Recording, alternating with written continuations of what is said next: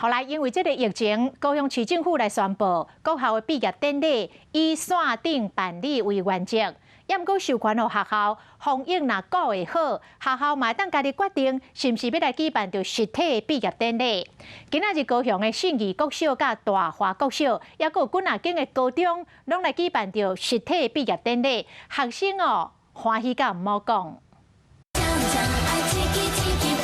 乡中的学生表演热门放假歌曲真欢喜，因为疫情要举办实体毕业典礼真无简单。乡中人一年重新举办实体毕业典礼，为高中时代写下美好的句点，是少数举办实体学校。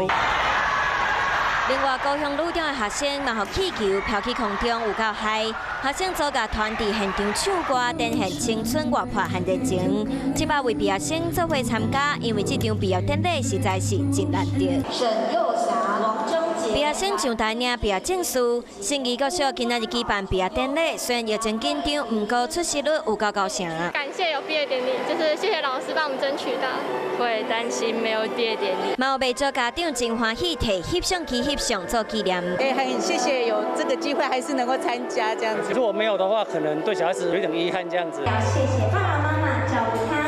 家长看囡仔今日去典礼会场，这是大华国小今仔日伫圆山饭店举办的毕业典礼，大家总算免实习会使做伙毕业，真欢喜。疫情间就是没有联络，就是会自己就是在家就会很无聊。确认你打满3剂，您就可以进场。虽然高雄市府5月宣布，今年学校的毕业典礼以线顶举办做原则，不过也是袂少学校为着学生有美好的回忆，恢复实体举办。